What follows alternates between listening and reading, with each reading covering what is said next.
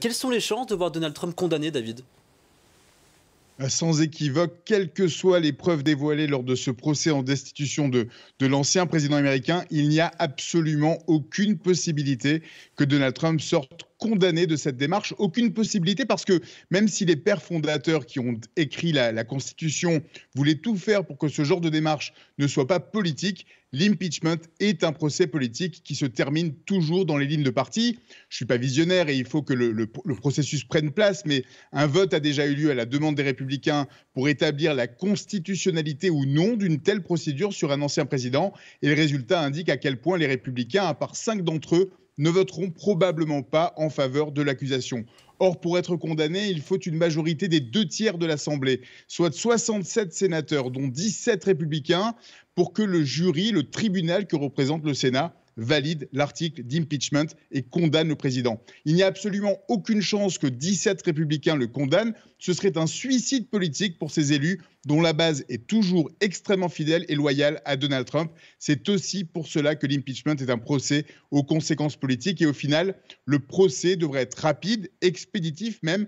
À peine 16 heures cumulées pour chaque partie sont prévues pour les arguments. Vous avez dit, aucune chance de voir 17 républicains comme ça voter contre l'ancien président américain, puisqu'il n'est plus président américain, Donald Trump. Qu'est-ce qu'ils espèrent alors finalement, les démocrates, avec cette procédure? Ouvertement, leur objectif, Jim, c'est d'empêcher Trump de pouvoir se représenter en 2024. Mais les démocrates savent depuis le début que cette démarche n'irait pas jusqu'au bout. Au lendemain de l'insurrection, on était dans une période transitoire et ils espéraient que Mike Pence, le vice-président, fasse tout pour que Trump quitte le pouvoir de lui-même. Et ensuite, une fois la procédure engagée, ils étaient moralement obligés d'aller jusqu'au bout, même s'ils espèrent vraiment tourner la page le plus vite possible. Ce procès redonne du crédit à Trump et à ses électeurs les plus fidèles. Et ils sont nombreux et ils donnent du temps d'antenne à ses supporters, consolident une base conspirationniste qui continue de clamer des allégations de fraude électorale. Il n'y a qu'à voir la couverture ou la non-couverture de ce procès par les chaînes les plus à droite auxquelles je fais souvent allusion à votre antenne, Jim. Au final, si c'est Trump qui leur a permis de récupérer la Maison-Blanche et le Sénat, les démocrates ont tout à perdre de cette procédure puisqu'ils savent que Trump ne sera pas condamné. Mais ils ne pouvaient pas fermer les yeux. Il y a eu 5 morts et un traumatisme pour les Américains sur les institutions qui auraient pu vaciller ce jour-là. Les procureurs comptent bien montrer des évidences. Beaucoup de vidéos. On vient de voir 9 minutes en ouverture du procès que je vous invite vraiment à aller regarder. Des images glaçantes qui nous replongent dans cette journée noire pour la démocratie américaine. On a pu voir un parallèle avec le timing exact entre le discours de Trump qui est incriminé et des images des émeutiers de l'insurrection contre le Capitole du 6 janvier.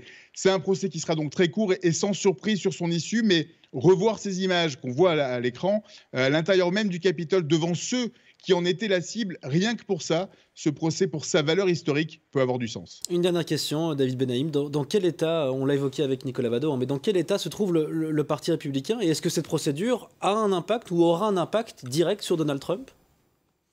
Je vous le disais, le Parti républicain est vraiment divisé. Liz Cheney, par exemple, qui est la numéro 3 à la Chambre des représentants, qui a voté l'article d'impeachment, elle subit des pressions dans son propre camp, dans son propre État. Elle a fait face à un vote de confiance. Et il va falloir de nombreuses années au parti de Lincoln pour se reconstruire entre la ligne conservatrice classique et respectable et la ligne trumpiste qui continue d'entretenir les théories conspirationnistes. L'impact pour Donald Trump, il est surtout historique. Premier président à subir une procédure de destitution pour la 2e fois et le premier ancien président à faire face à un tel procès. Si Donald Trump envisageait de marquer son empreinte dans l'histoire, il ne pensait certainement pas que c'est ce que l'Amérique et le monde retiendraient de son passage au pouvoir. Il suffit de voir ses prédécesseurs qui sont passés par là, qui ont failli être impeach, comme Andrew Johnson, Richard Nixon qui a démissionné avant que ça ait lieu, et Bill Clinton. Aujourd'hui, c'est pour cette démarche en destitution qu'ils reviennent dans les conversations. Et quand c'est doublement historique, comme c'est le cas pour Donald Trump, quelle qu'en soit l'issue, c'est la seule chose qui perdurera dans 10, 50 ou 100 ans.